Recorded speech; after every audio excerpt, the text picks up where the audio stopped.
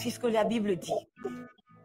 Le diable transporta encore sur une montagne très élevée, lui montra tous les royaumes du monde et leur gloire, et lui dit, je te donnerai toutes ces choses si tu te prosternes et m'adores. Jésus lui répondit, retire-toi, Satan, car il est écrit, tu adoreras le Seigneur ton Dieu et tu le serviras lui seul. Je voudrais, avant de dire c'est quoi l'adoration qui attire la gloire, je voudrais dire ce que n'est pas l'adoration. Ok. Alléluia. La Bible dit ici que Satan, le diable, a transporté Jésus sur une montagne. Et très souvent, quand on parle d'adoration dans les écrits et même dans le jargon chrétien évangélique, quand on parle d'adoration, on ne peut pas dissocier l'adoration de la montagne. Alléluia. Je voudrais que vous perceviez ici que ce n'est pas Dieu qui a emmené Jésus sur la montagne, mais c'est Satan le diable qui l'a emmené sur la montagne. Qu'est-ce que j'essaie de dire? Peut-être que tu as le sentiment d'être déjà monté, d'être en hauteur. Parfois, ce n'est pas Dieu qui t'emmène sur la montagne, mais c'est Satan qui t'emmène sur la montagne. Alléluia. Ça veut dire que n'adore pas qui veut. Alléluia. L'adoration, ce n'est pas un caprice ou bien, bon, aujourd'hui, j'ai décidé d'adorer, je vais adorer. Non, l'adoration est un style de vie. En vérité, c'est qu'en tant qu'enfant de Dieu, en tant que personne remplie de Christ, ou du moins connectée à Jésus, chaque chose que nous faisons est un acte d'adoration. Comment? Alléluia. Donc, parfois, tu peux te sentir en haut. Tu sens que, ah oui, là, je suis monté, là, je suis monté. Parfois, ce n'est pas Dieu qui t'a emmené. Parfois, c'est le diable qui t'a emmené en haut. La Bible dit que Satan, le diable, transporta Jésus sur une montagne. Non, ce n'était pas toi, ni moi, ni ton grand-père, ni ma grand-mère, ni... Non, non, non. C'était Jésus que Satan a transporté. Qu'est-ce que j'essaie de dire? Satan était un adorateur hors pair. Ok. Ça veut dire quoi pour nous les adorateurs? Ça veut dire que nous devons faire extrêmement attention. Rester extrêmement, du moins profondément attachés à l'esprit d'humilité. Comment? Parce que mon frère, tu ne seras jamais le premier adorateur et tu ne seras jamais le dernier adorateur. Alléluia. Ça veut dire aussi quoi? Ce texte nous enseigne que Satan peut être extrêmement proche d'un adorateur. Ok. Je ne sais pas si vous comprenez. Non, choque-nous encore. Satan, le diable, peut être extrêmement proche d'un adorateur. Jésus-Christ n'était même pas un adorateur. Je ne peux pas le réduire à cela, même si, effectivement, Jésus adorait Dieu son Père. Mais je veux dire que Jésus aujourd'hui est le sujet de notre adoration. Alléluia. Il est l'objet de notre adoration. Et même quand il marchait sur la terre des vivants, Jésus était l'objet d'adoration. Mais voyez vous-même combien le diable est fort, faut le dire. Il transporte Jésus dans une dimension où Jésus voit tous les royaumes de la terre. Je veux vous dire, en réalité, que l'adoration est censée nous permettre de percevoir loin. 1. 2. L'adoration est censée nous permettre de voir le type de gloire qu'on n'aurait jamais pensé voir. Alléluia. Amen. Mais, il faudrait que l'adorateur sache exactement qui le conduit dans les profondeurs ou dans les ténèbres de l'adoration. Alléluia. Parce que parfois le diable peut te permettre peut te conduire dans les ténèbres de l'adoration, mais tu ne sais pas. Wow. Wow. Alléluia. C'est quoi? C'est quoi être conduit par le diable dans les ténèbres de l'adoration? C'est quand on adore pour quelque chose. Ok. Il a dit à Jésus, si tu te prosternes et m'adores, je te donnerai toute la gloire, tous ces royaumes. Il dit donc qu'il y a une contrepartie. Si tu adores, on doit te donner. Faux. Faux et faux. Quand c'est le diable qui vous a emmené dans les ténèbres de l'adoration, Vous avez toutes les sensations. Vous êtes monté, vous avez pleuré, vous avez senti la présence. Oh. Vous sentez vous-même que vous perdez le contrôle de vous-même. Et vous croyez que c'est Dieu qui vous transporte. Non. C'est Satan, le diable, qui vous transporte. Oh. Est-ce que vous comprenez? Vous savez que c'est Satan qui vous transporte quand vous avez adoré, ensuite vous attendez une contrepartie de Dieu. Oh. C'est là que c'est clair que votre adoration, 1, n'allait pas vers le Seigneur, 2, elle n'était pas inspirée par lui. Wow. Est-ce que vous comprenez? C'est fort. Un adorateur adore sans rien attendre en retour. Come on. Un adorateur adore parce qu'il sait que s'il n'adore pas, il est mort. Un adorateur adore parce qu'il sait que l'essence, en parlant de carburant, si c'était une voiture, l'essence de sa vie, de son âme et de son esprit, c'est l'adoration à Dieu. Donc s'il arrête d'adorer, il n'est plus alimenté. Alléluia. Un adorateur adore sans rien attendre en retour. Donc, l'adoration qu'on donne et qui nous laisse attendre quelque chose de Dieu, ce n'est pas l'adoration. Alléluia. Je voulais, avant de rentrer dans mon propos, poser ces bases. Je ne sais pas si quelqu'un est concerné ce soir. Je suis pas mal. Je ne sais pas si quelqu'un est concerné ce soir. Et là, j'ai envie de tordre le cou aussi à cette façon d'adorer. Je suis dans les problèmes, je vais adorer. Je suis mal dans ma tête, bien, on m'a brisé le cœur, le gars m'a dit c'est fini. Je rentre, Jésus, les statues maintenant. Jésus seul mon secours. Jésus-Christ. Quand tu as déjà qu'une sœur pose des statues comme ça, c'est forcément visé. Wow. Wow. Donc, vous êtes brisé, on vous a brisé le cœur, on vous a trahi. Vous voulez adorer. Ça aussi, c'est pas du Seigneur.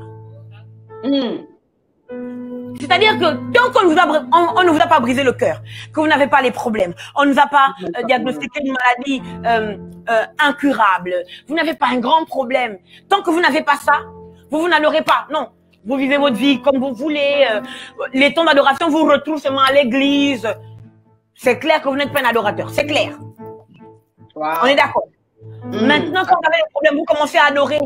Oh non, je sens que vraiment, oui, là, je me connecte à Dieu et ah là là, là là. C'est pas l'adoration. Ce n'est pas l'adoration. Ça revient au même. Comme on vous a refusé quelque part, vous voulez prendre Dieu comme votre roue de secours. Yeah. C'est pas l'adoration. Quand Dieu est ta roue de secours, ce n'est pas l'adoration. Dieu doit être ton centre. Dieu doit être ton début et ta fin. Dieu doit être qui tu es. Dieu doit être tout ce que tu espères, tout ce que tu désires. Dieu doit être le summum de ta gloire. Yes. Amen. Je ne sais pas si je parle à quelqu'un. Je suis en train de poser les bases. Fraîche. Wow. Alléluia. Je suis en train de poser les bases. Le thème, c'est l'adoration qui attire la gloire. Yes. Yes. Alléluia. Je disais donc que adorer et attendre quelque chose en retour après avoir adoré, ce n'est pas l'adoration. Alléluia. Okay. Parfois, le diable peut nous emmener sur la montagne de l'adoration, ou parfois, il peut nous emmener dans les profondeurs, dans les ténèbres de l'adoration. Alléluia. Amen. Maintenant, c'est quoi l'adoration qui attire la gloire? Pour moi, si je me base sur ce que l'Esprit de Jésus a déposé dans mon cœur et m'a fait expérimenter, l'adoration qui attire la gloire, c'est les ténèbres. Oh. Oh. Oh. Tant qu'on n'est pas encore dans les ténèbres, on ne sait pas encore adorer. Comment ça? Wow. Je ne sais pas si je parle à quelqu'un. Exactement. C'est quoi pour moi les ténèbres?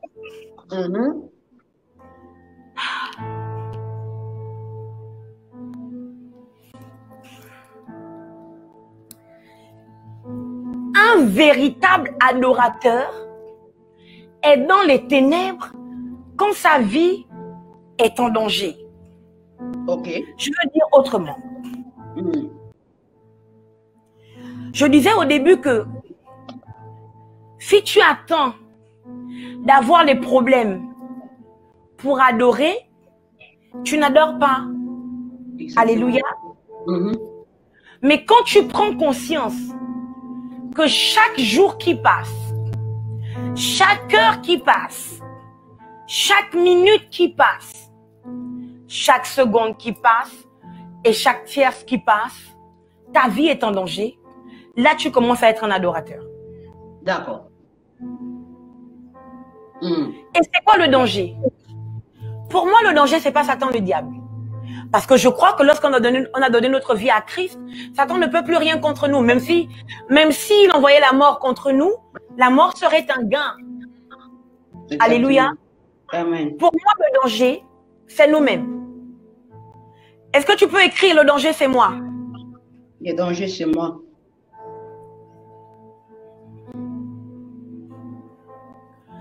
Le danger, c'est le danger quand on ne sait pas qu'on est en danger. Si c'est Satan le diable, on sait qu'avec lui, on est en danger. Mais très souvent, on ignore qu'avec nous-mêmes, nous sommes en danger.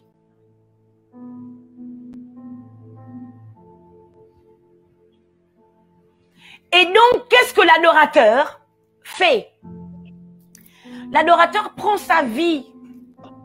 Alléluia. Il prend sa vie et il la rend à Dieu. Il la donne à Dieu. Pourquoi? Parce que si sa vie est avec lui-même, il est en danger de mort. Un adorateur est un vrai adorateur quand il n'a plus rien de lui-même en lui et à lui. Quand je dis à lui, c'est pour parler d'appartenance. Quand plus rien de lui ne lui appartient. Quand tu arrives à ce niveau, tu commences à être un adorateur. Ça paraît peut-être bizarre, mais je vais prendre la Bible et vous allez voir. Je suis bizarre. Et vous allez comprendre ce que j'essaie de dire.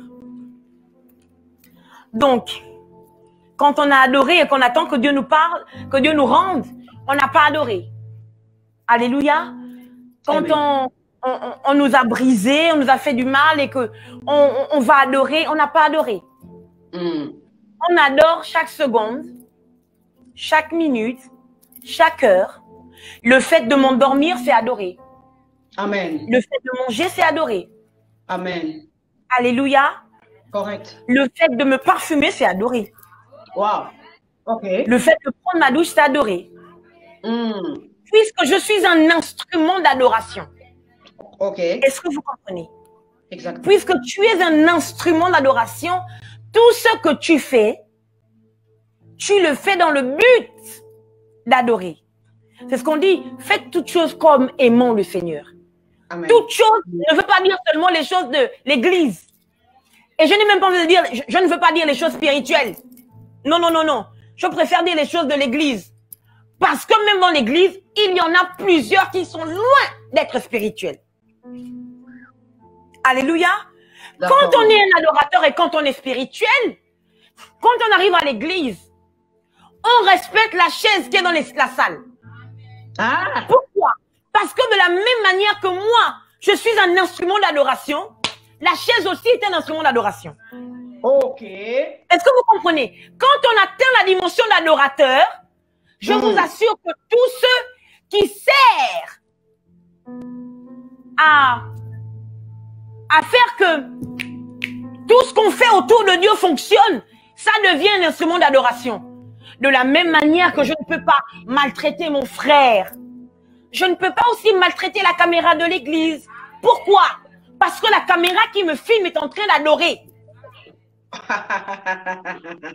Wow. Je ne sais pas si je parle à un être humain. Yeah. Alléluia. Donc j'essaie d'expliquer depuis le début ce que n'est pas adoration et ce que n'est pas un adorateur et ce qu'est un adorateur. Maintenant, je vais relire le texte que je viens de lire. Ensuite, je vais aller dans mon second texte. Matthieu 4, la Bible dit, le diable transporta encore sur une montagne très élevée, lui montra tous les royaumes du monde et leur gloire. Et lui dit, je te donnerai toutes ces choses si tu te prosternes et m'adores. Jésus lui répondit, retire-toi, Satan, car il est écrit, tu adoreras le Seigneur ton Dieu et tu le serviras lui seul. Nulle part il est écrit, tu l'adoreras et lui il fera ceci pour toi. Alléluia. Nulle part il est écrit, si tu l'adores, c'est à ce moment. Non. Le plus important ici, c'est de savoir, est-ce que Dieu est ton Dieu? Oui. Si Dieu est ton Dieu, lui seul mérite ton adoration. Alléluia. Mais il y a un enseignement que le diable nous apprend ici. Pour ceux qui ne sont pas très connectés à la Bible, je vais vous dire que là, Satan nous prêche. Oh, ok. Il est en train de nous prêcher. Le diable le transporta encore sur une montagne très élevée. Je vais expliquer. Je pense que celui qui a atteint un niveau d'adoration doit savoir transporter Dieu. Le diable avait déjà su c'est quoi adorer Dieu, puisque la Bible dit que Lucifer était l'ange qui était fait d'instruments de musique et de pierres précieuses de tout genre. Et il était le seul archange qui se plaçait devant Dieu. Donc il connaît les méthodes. Il connaît le mécanisme de l'adoration. Alléluia. Celui qui adore ne doit pas seulement être transporté par Dieu, mais celui qui adore doit aussi savoir transporter Dieu. La Bible dit ici qu'il a transporté Jésus sur une montagne très élevée. Qu'est-ce que ça veut dire? Ça veut dire que toi, quand tu adores Dieu, tu dois l'augmenter. Dieu doit être élevé comme Ésaü a vu. Et je vis l'Éternel assis sur un trône très élevé et le pan de sa robe remplissait le temple. Or, le problème, c'est quoi? Le problème, c'est que aujourd'hui, les adorateurs d'aujourd'hui, pour certains, ils se contentent de ce que le pan de la robe de Dieu descende, mais ils ne savent pas faire monter Dieu. Je ne sais pas si je parle à quelqu'un. Alléluia. Un adorateur qui veut voir la gloire de Dieu tomber doit savoir faire monter Dieu. Il doit savoir mettre Dieu à un niveau. Quand on dit que Dieu monte au milieu des acclamations de son peuple, c'est quoi? C'est pas au milieu des ambiances de son peuple. Dans acclamation, ne voyez pas l'ambiance. On a trop dansé tellement, oui, oui, trop fort, trop fort. C'est pas ça. L'acclamation, c'est un niveau d'adoration où nous-mêmes, nous perdons le contrôle de nous-mêmes. C'est pour ça que dans les assemblées, on n'acclame pas Dieu. La preuve, on vous encourage d'acclamer. Acclamons le Seigneur. Tu peux le faire mieux. Là, les gens acclament. Vous savez que vous n'acclamez pas. Vous n'avez pas encore appris c'est quoi acclamer. Quand on acclame, si on acclame véritablement Dieu, nos murs vont se briser. Parce que si Dieu monte, la terre ne peut pas se...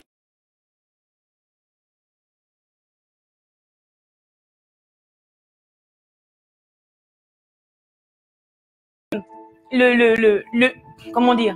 Comme l'élément. Alléluia. Mais ta propre vie. Si tu fais monter Dieu, ce qui représente la terre dans ta vie. Parce que pour moi, la terre est vile. Ce qui est bien, c'est le corps qu'on aura quand on ne sera plus enchaîné dans cette chair. Ça veut dire que si tu fais monter Dieu à un niveau, parce que tu l'as acclamé en adoration, pas en ambiance. Si tu le fais monter, tout ce qui est une limitation, donc tout ce qui représente la terre dans ton corps sera brisé. Et il n'y aura plus rien pour t'arrêter. Or, pour voir tous les royaumes et leur gloire, il faut aussi transporter Dieu. Pourquoi tu dois transporter Dieu? Parce que Dieu est le seul qui sait où se trouvent tous les royaumes et leur gloire. Je ne sais pas si je parle à quelqu'un. Alléluia. Est-ce que mon hôte est toujours là? Ok, très bien.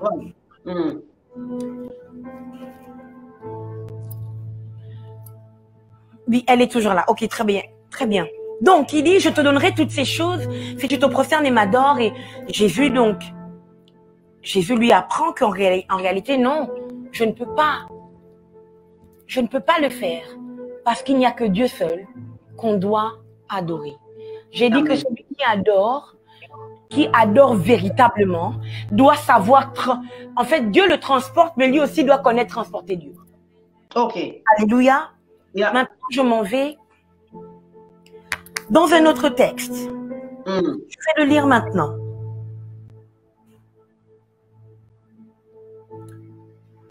Genèse 22. Genèse 22. Premier verset.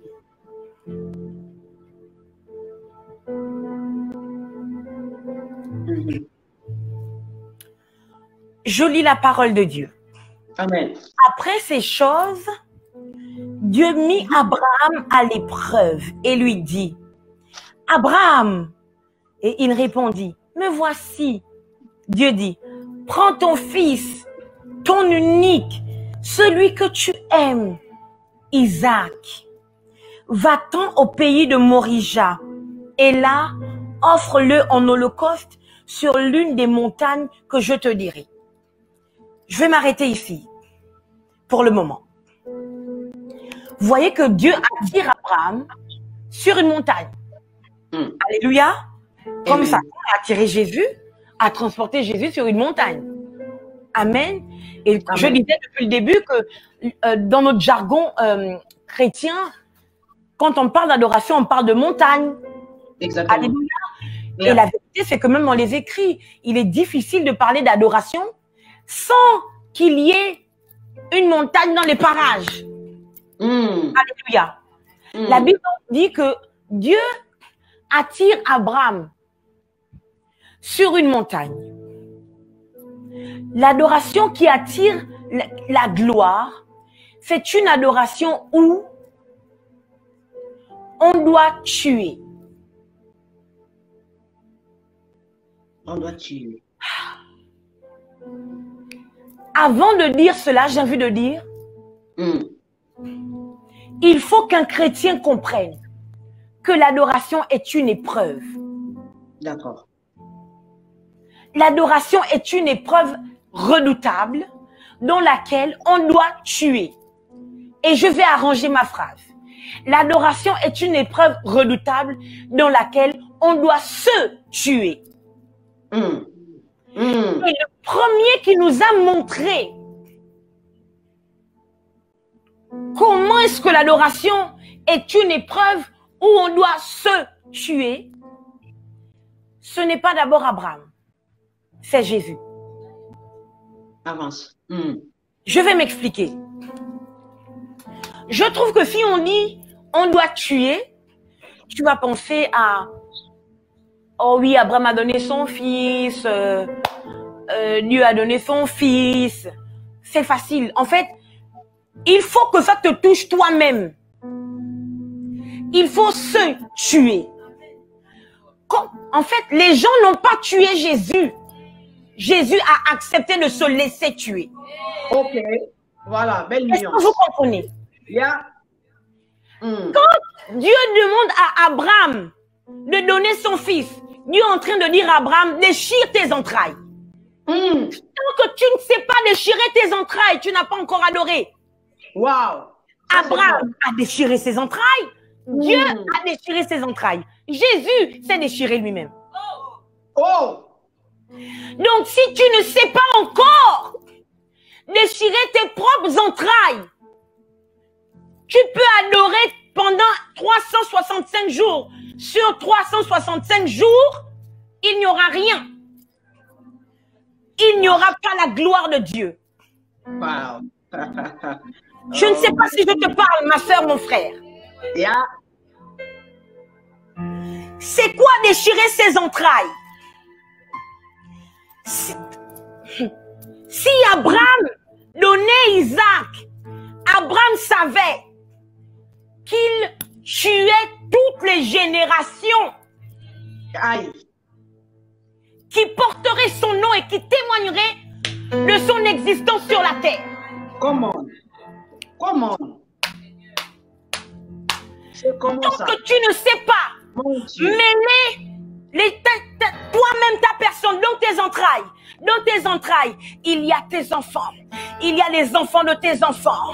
Il y a les enfants des enfants de tes enfants. Il y a des milliers de générations à l'intérieur de toi. L'adorateur doit comprendre que s'il veut, c'est pour ça que c'est une épreuve.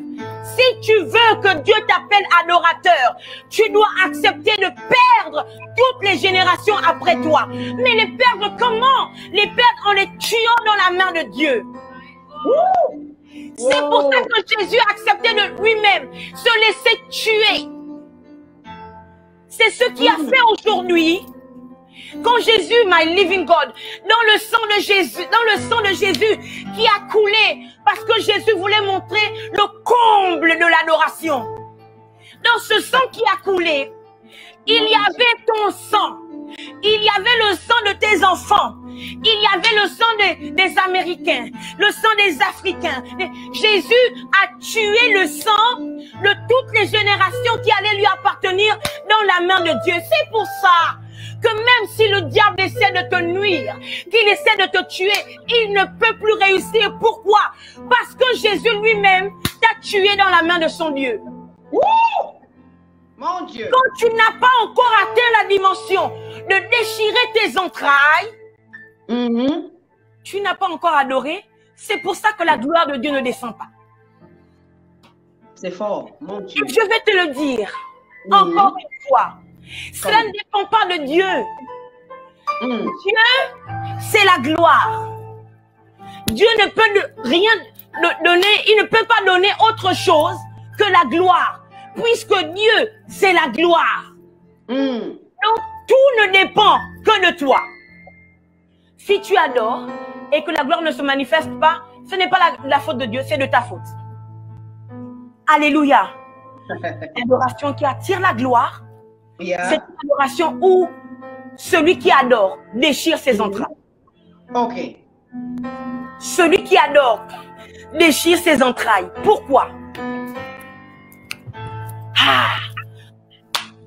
On adore. On n'adore pas parce qu'on a vu Dieu. Okay. Écoutez bien. Moi, je croyais que c'est parce qu'on voit Dieu qu'on l'adore. On réalise que, ah oui, oh, il est grand, il est merveilleux, il est glorieux. Et là, on l'adore. Alléluia. Seigneur, tu es grand. Non, non, c'est faux. On adore pour forcer Dieu à sortir de ses ténèbres. On adore pour que Dieu nous montre son visage. Okay. On ne voit pas d'abord le visage de Dieu avant de l'adorer. Faux. On adore pour que Dieu sorte de sa cachette. Je ne sais pas si tu vois ce que je veux dire. Dieu se cache. Dieu se cache.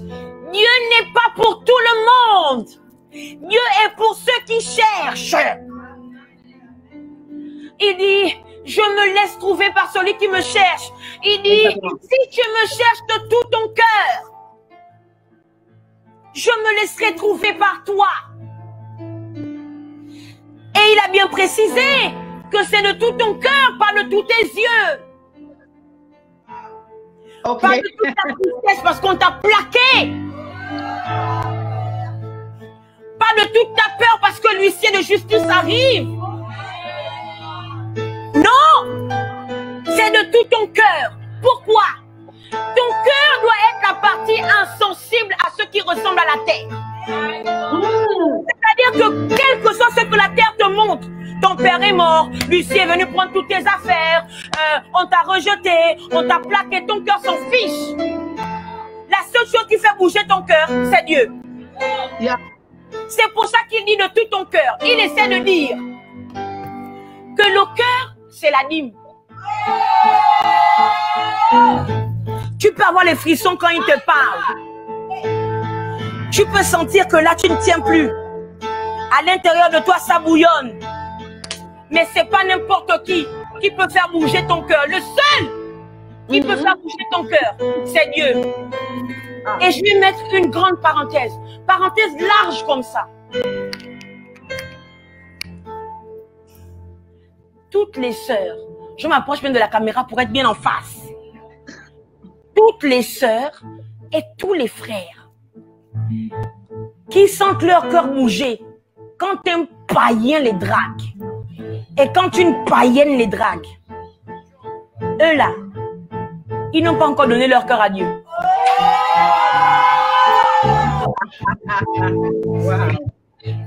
Parce que ton cœur, dans ton être, ce qui est la dîme, c'est ton cœur. Si c'est un frère chrétien, rempli du Saint-Esprit, le gars est chargé. En fait, ces pectoraux-là, c'est l'onction. C'est pas la musculature de la salle de sport. Ces pectoraux-là, c'est chargé d'onction. Quand le frère là, ses pectoraux sont chargés d'onction, ses triceps, biceps, biceps sont chargés d'onction, lui, il peut te parler. Pourquoi? Parce que Dieu est rentré dans son cœur.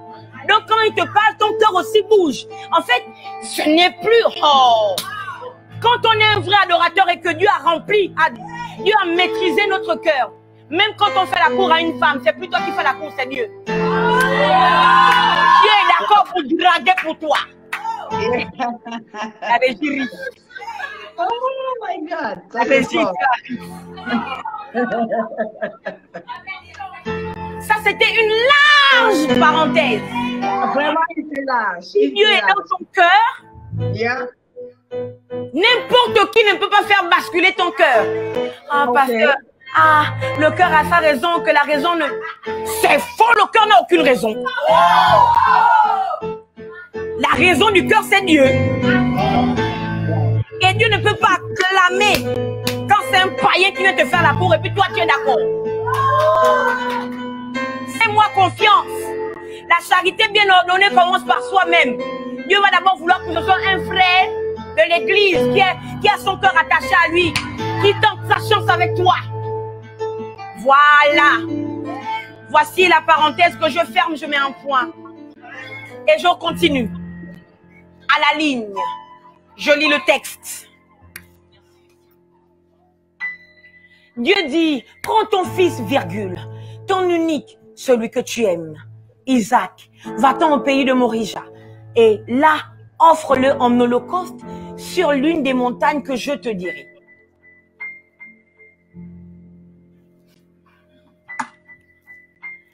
Quand on est un vrai adorateur et qu'on veut que la gloire de Dieu descende, on ne sait jamais jusqu'à quel niveau Dieu va dire stop. Maintenant, je vais dire mieux. Les adorations modérées là,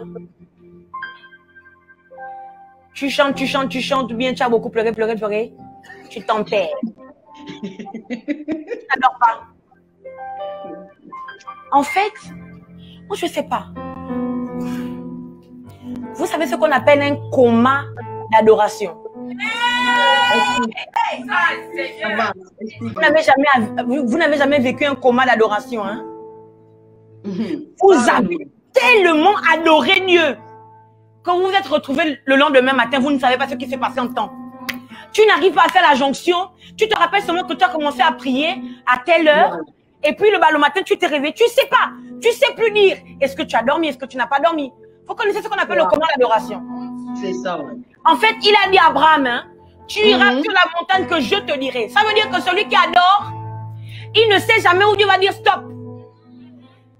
Même si ça l'emmène dans le coma, tu dois continuer. Tu commences à vivre le coma d'adoration pendant que tu adores, tu as même peur. Tu te dis que, mon Dieu, je vais mourir. Mais oui, l'adoration doit te pousser à mourir. Est-ce que vous comprenez? C'est Dieu qui doit te dire, fonce, vas-y, avance, jusqu'au lieu où je lui reste. Ce n'est pas toi qui montre à Dieu où aller. C'est Dieu qui te montre où aller. Quand tu adores, quand tu rentres dans ce type d'adoration, là, la gloire de Dieu se manifeste. Amen. Dieu te dit stop seulement au niveau où sa gloire se fait voir. Ok. Tant que sa gloire ne se fait pas voir, Dieu ne va pas te dire stop. Maintenant, tu vas le dire mieux. C'est pas toi qui décide que je chante, j'adore ou je prie de 1 heure à 2 heures. Après, je lis la Bible. Après, je rends grâce au Seigneur et je m'endors. C'est la religion.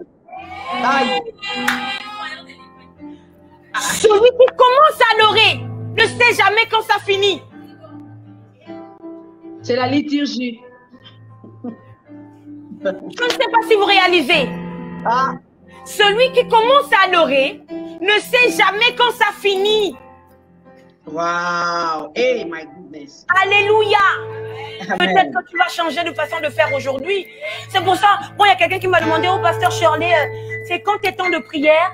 Il y a une autre qui m'a, oh là là, mon Dieu. Il y a une autre qui m'a dit, non, j'aimerais bien que tu me dises, souvent quand tu médites et quand tu pries comme ça, je pourrais faire en même temps que toi. Je lui ai dit, je suis pasteur, je suis Shirley Dorego et j'assume mes propos. Je n'ai pas de temps de prière. Moi, je n'ai pas de temps de prière. Et je n'ai pas de temps de méditation. Vous savez pourquoi? Parce que je prie et je médite tout le temps. Ok. Et ceux qui sont avec moi, qui sont proches de moi, le savent. On peut parler comme ça. On est même en train de faire à manger du coq à l'âne. Je veux dire, tu sais que quand l'âne avait parlé au prophète, tu sais que Dieu avait arraché l'onction prophétique au prophète, a déposé ça dans l'âne pour que l'âne lui parle.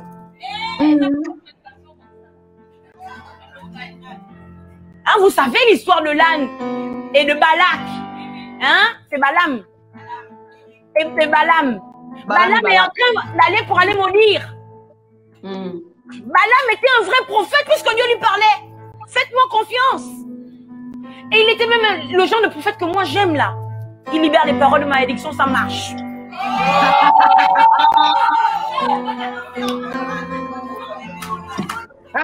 J'ai dit à quelqu'un, une de mes filles a écrit la fille d'Élie le Tishbite. Je lui ai dit non, par contre, Élie c'est mon grand-père et mon père c'est Élisée.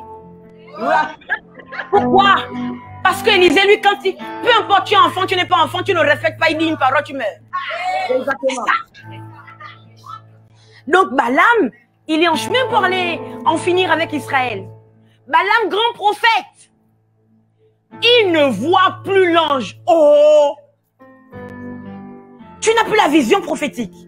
L'âne n'avance plus. Je comprends donc qu'en fait, le problème, c'est même pas les animaux, c'est nous. Le problème, c'est pas les animaux, c'est nous. Puisque quand l'ange a la vision, quand l'âne a la vision de l'ange, l'âne s'arrête. L'âne respecte les gloires. Mais si c'est nous là, L'âne, my God. L'âne s'arrête.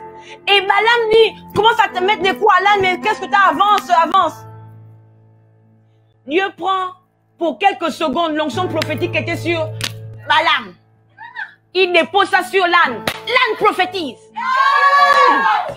Il dit, est-ce que moi, à chaque fois que tu as voulu qu'on parte, est-ce que j'ai refusé? J'ai toujours avancé. Mais là, toi qui dis que tu es prophète, tu ne vois plus que devant nous, là, il y a un ange. Dieu a voulu montrer à Balaam que, papa, le boss des boss, c'est moi-même. Voici ton âne va te prophétiser. Alléluia. Grande parenthèse. Donc, vous devez atteindre ce que j'appelle le coma d'adoration. Tu sais quand tu commences, tu ne sais pas quand tu finis. C'est ça, c'est ce niveau-là. Vous croyez que quand Jésus allait prier sur la montagne, il avait les heures? Que je commence à telle heure, je finis à telle heure. Jésus Jésus priait le Seigneur jusqu'à ce que quelque chose se passe. Yeah. Voici les partis prier le Seigneur. Élie et Moïse sont arrivés transfiguration. Est-ce que vous comprenez? Donc, l'adoration qui attire la gloire, c'est une adoration où on peut savoir où on commence, on ne sait jamais où on finit. C'est Dieu qui dit, là c'est bon. Tu iras sur la montagne que je te montrerai. Alléluia, que je te dirai. Abraham se leva de bon matin, sella son âne et prit avec lui 2 serviteurs et son fils Isaac. Il fendit du bois pour l'holocauste et partit pour aller au lieu que Dieu lui avait dit. Le 3e jour, Abraham, levant les yeux, vit le lieu de loin.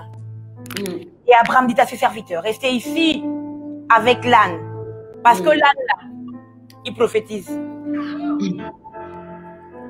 J'ai peur que l'âne dise à Isaac que là où tu vas, on parle là, c'est toi.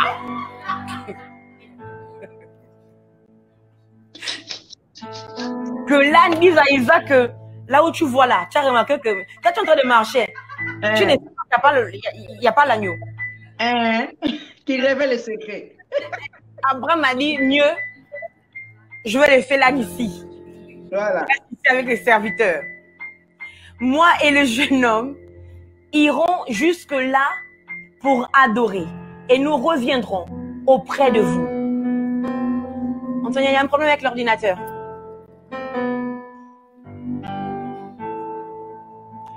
Abraham prit le bois pour l'holocauste, le chargea sur son fils Isaac et porta dans sa main le feu et le couteau. Et ils marchèrent tous deux ensemble. Celui qui veut voir la gloire de Dieu se manifester dans l'adoration doit prendre le bois,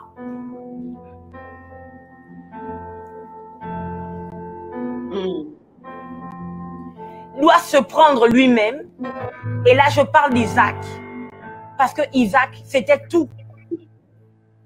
Toute la suite et tout l'avenir d'Abraham. Ok. Doit prendre dans sa main le feu. Il doit prendre le bois. Il doit prendre Isaac. Il doit prendre le feu et le couteau. Ok. Maintenant, je vais vous dire c'est quoi l'adoration qui attire la gloire. On commence. Il doit prendre le bois. Qu'est-ce que ça veut dire? Tant que vous n'êtes pas lié au bois, vous n'avez pas droit d'adorer. Tant que vous ne croyez pas dans la croix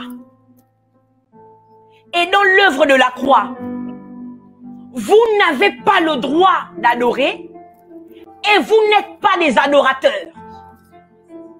L'adorateur qui va faire tomber la gloire de Dieu, c'est celui qui est en étroite, comment dire, c'est celui qui perçoit et qui connaît l'œuvre du bois, l'œuvre de la croix. Ok. Alléluia. Amen. Premier point à respecter, c'est de croire dans la croix de Christ, dans l'œuvre de la croix, dans l'œuvre que Dieu a accomplie sur la croix, que Jésus a accompli en portant le bois. Alléluia. Mais il doit comprendre aussi qu'on ne se rapproche pas de la croix sans mourir. Est-ce qu'il comprend? Yeah. On ne se rapproche pas de la croix sans mourir. Donc celui qui veut adorer doit être prêt à mourir. Parce que tous les éléments utilisés pour l'adoration sont supposés nous tuer. Amen. Donc, Yes. pour avoir une adoration qui fait tomber la gloire de Dieu, il faut le bois. Numéro 2, il faut le fils. Isaac, c'est l'image du fils, l'image de Jésus. Vous devez comprendre que vous ne pouvez pas accepter Jésus et refuser la croix. Vous ne pouvez pas être d'accord de vous connecter à Jésus, mais et refuser la croix. Qu'est-ce que j'essaie de dire? L'adorateur doit savoir qu'il est susceptible et c'est sûr qu'il va souffrir. OK. Parce que la croix, c'est la souffrance. Alléluia. Il doit prendre le feu. Ce que l'adorateur doit comprendre, le feu peut être perçu comme effectivement la puissance de Dieu qui descend pour consumer l'Holocauste. Sauf que l'adorateur doit comprendre que l'Holocauste c'est lui-même. OK. Et donc il doit accepter de se faire consumer. On ne parle pas de sacrifice. Comprenez bien. On ne parle pas d'offrande. On parle d'Holocauste. L'Holocauste est un sacrifice totalement consumé. Il faut comprendre que si tu veux te lancer dans l'histoire de l'adoration, Dieu va te manger totalement. Aïe. Il ne va rien laisser. La route de l'adoration, c'est le chemin du non-retour. Aïe. Celui qui veut adorer doit dire au revoir à sa famille. Wow. Celui qui veut adorer doit dire au revoir à tous ceux qu'il a connus. Parce que l'adoration, c'est le chemin du non-retour. Alléluia. Il doit donc se munir du feu.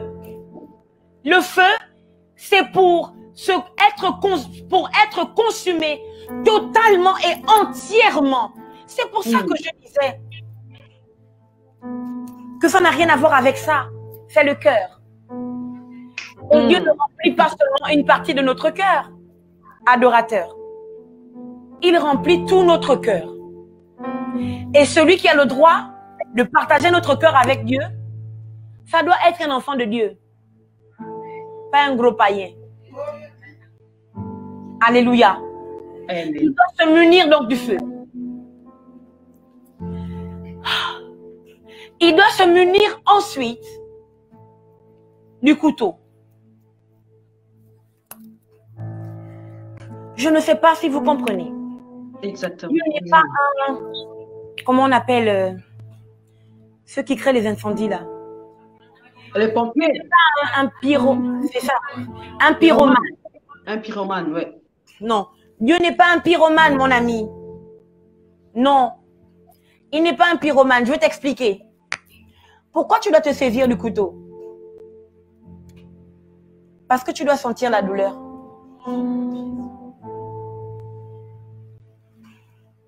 Je vais le dire mieux.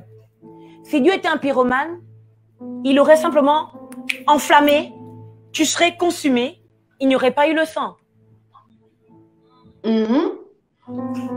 Dieu veut que tu te saisisses du couteau parce qu'il faut que ton sang coule. Je vais t'expliquer pourquoi. Ah là là, Seigneur, je vais être mystique. Je vais t'expliquer pourquoi.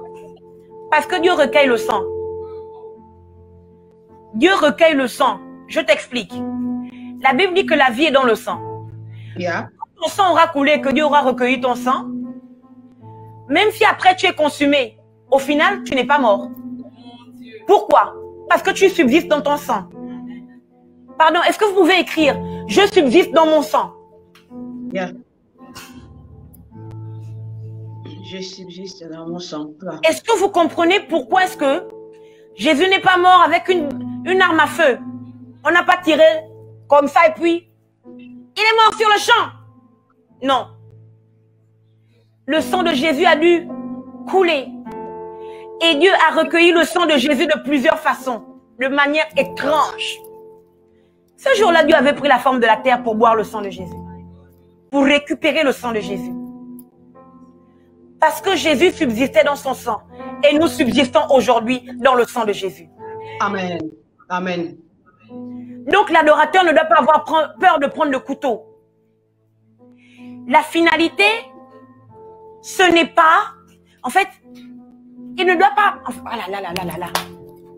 L'adorateur doit comprendre que si Dieu veut qu'il utilise le couteau et qu'il se laisse consumer, il ne mourra pas. Pourquoi? Parce qu'il subsiste dans le sang. Alléluia. Il continue de vivre dans le sang. Est-ce que vous comprenez? que Abel est mort à cause de l'adoration?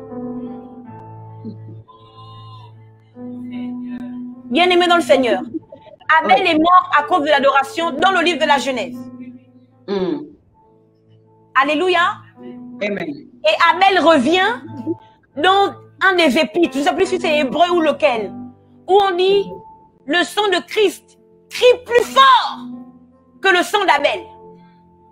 Est-ce que vous comprenez qu'on pensait qu'Abel était mort, mais on entendait toujours la voix d'Abel. Je veux dire mieux, la voix de son sang, à tel point que il y a maintenant le sang d'Abel criait tellement, mais ce n'était pas assez fort. Le sang de Jésus est venu en renfort à Abel pour tous les adorateurs. Est-ce que tu comprends que même si tu meurs dans l'adoration, tu ne meurs pas en réalité parce que ton sang subsiste. Tu n'as pas encore adoré et la gloire de Dieu ne se manifeste pas encore tant que ton adoration ne fait pas couler ton sang. Pourquoi? Quand on arrive à la dimension où notre sang coule, la dimension où on adore et notre adoration fait couler notre sang, quand on arrive à cette dimension, on n'a plus besoin de prier en français. On n'a plus besoin de prier en notre langue vernaculaire. On n'a plus besoin de prier en créole, en lingala, en dzebi, en sango, comme vous voulez. On n'a plus besoin de prier. Notre sang crie d'une façon que notre bouche ne peut pas crier. Ok. Alléluia. Avance. Donc, si tu veux voir la gloire de Dieu dans ton adoration, saisis-toi du bois, saisis-toi du Fils, saisis-toi du feu et saisis-toi du couteau. Il faut que ton sang coule et que le maître de l'adoration recueille ton sang pour que même si tu es consumé et totalement consumé, tu subsistes toujours. Et quels sont les bénéfices pour nous? Nous qui atteignons cette dimension d'adoration. Puisque nous sommes totalement consumés. Et puisque celui qui nous a conduits dans l'adoration, c'est Dieu. Puisque donc c'est Dieu qui a recueilli notre sang. Le diable peut entendre une voix. Ah! Donc Olive est encore en vie. Je vais la tuer. Erreur. Ce n'est plus Olive qui crie, mais c'est son sang. Donc quand il vient pour la tuer, il ne trouve pas le moyen de la tuer. Pourquoi? Parce qu'elle est déjà totalement consumée et son sang est recueilli par le maître de son adoration. Amen. Est-ce que vous comprenez? Voilà. La gloire dans l'adoration, c'est quoi? C'est que Dieu est révélé. Dieu est honoré. Dieu est adoré, profondément aimé. Alléluia. Par celui qui l'adore. Amen. Mais plus encore, l'adorateur devient intouchable. Pourquoi? Parce que mystiquement, on ne sait plus où le trouver. Mystiquement, on ne peut plus l'atteindre. Personne ne peut tuer quelqu'un qui est déjà consumé. Alléluia. C'est pour ça que vous devez chercher à atteindre cette adoration qui fait tomber la gloire de Dieu. Au début, j'avais dit qu'on n'adore pas, on ne voit pas d'abord Dieu avant de l'adorer. On adore pour le voir. Alléluia. Abraham a couru le risque. Il a accepté l'épreuve. Oui, l'adoration est une épreuve, comme je l'ai dit. Quand il monte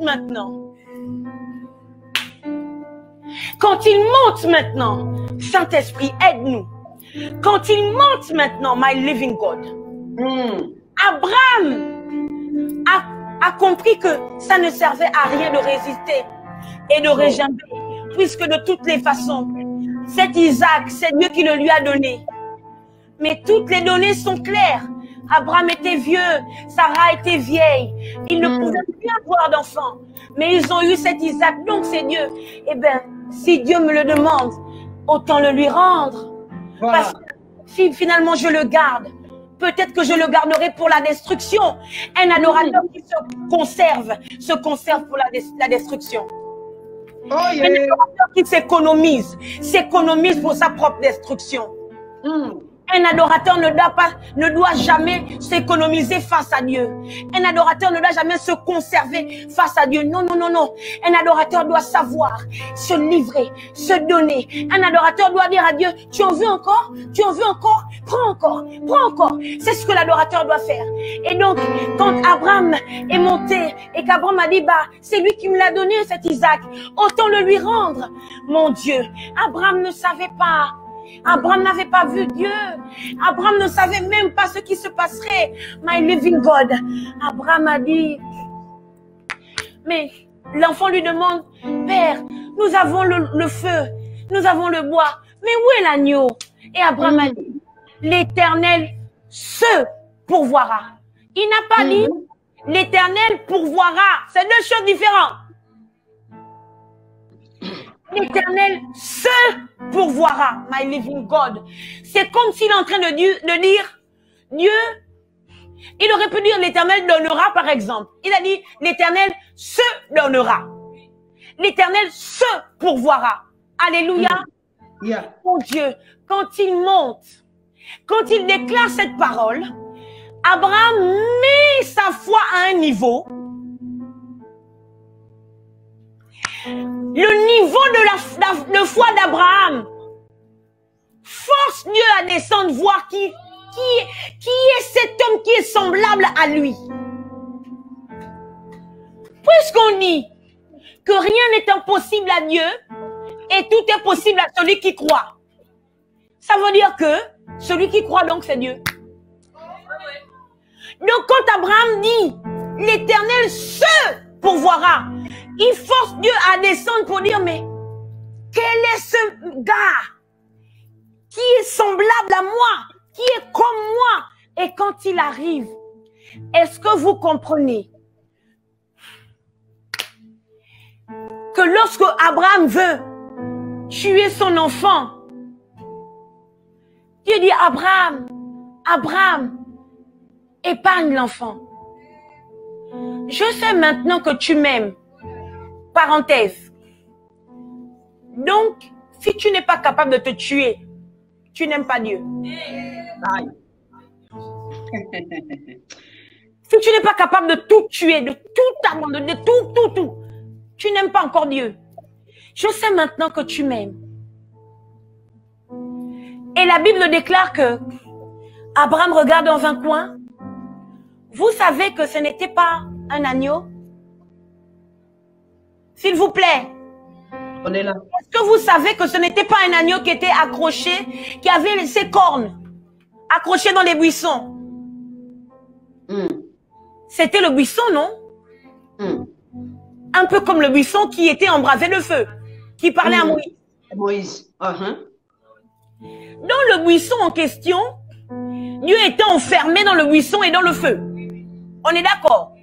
Abraham a dit que Dieu se pourvoira lui-même. Yeah. Le Fils de Dieu est semblable à l'agneau.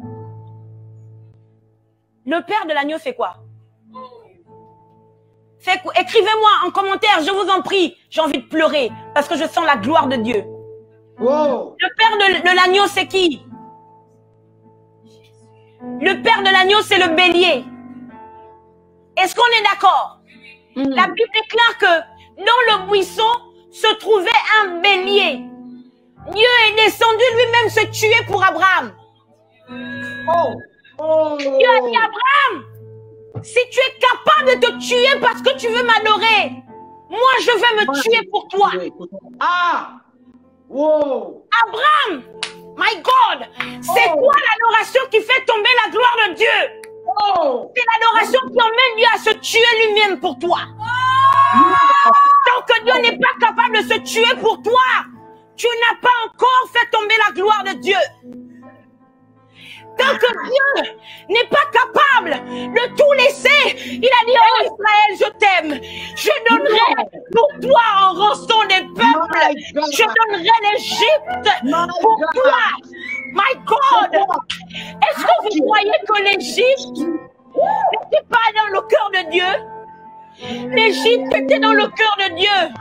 Mais Dieu était capable de se tuer en donnant l'Égypte à la place d'Israël. Pourquoi? Parce qu'Abraham avait voulu se tuer et lui avait juré par son nom.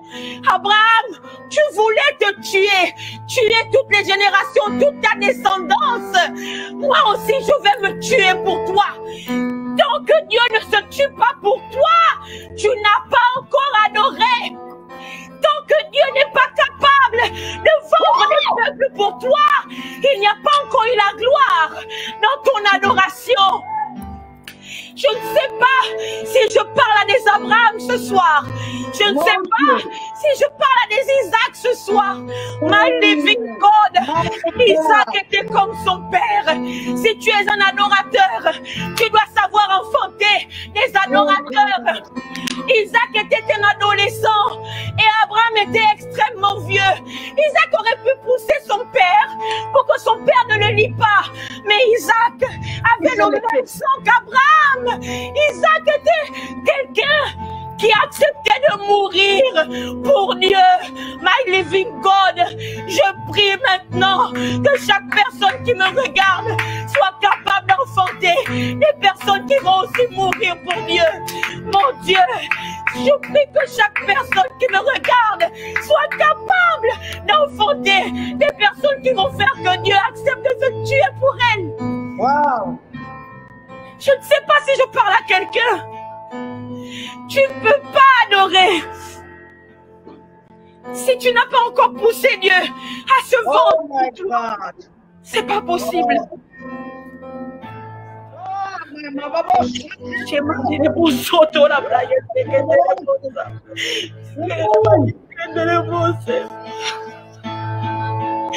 Seigneur, donne-nous de nous tuer pour toi.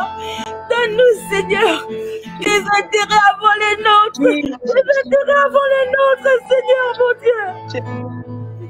Seigneur, tu es digne. Tu mérites, Seigneur, tu mérites toute notre dévotion.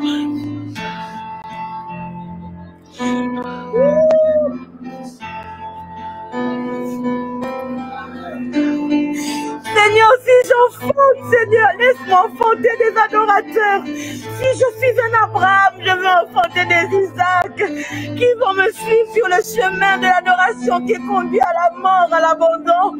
Oh Dieu, my living God, please.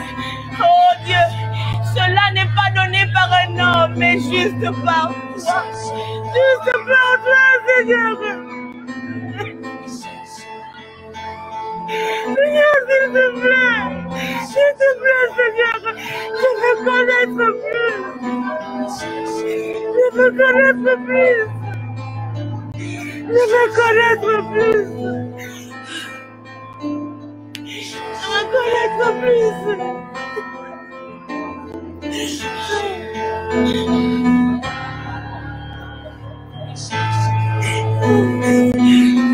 Je veux connaître plus, Seigneur. Je veux connaître plus.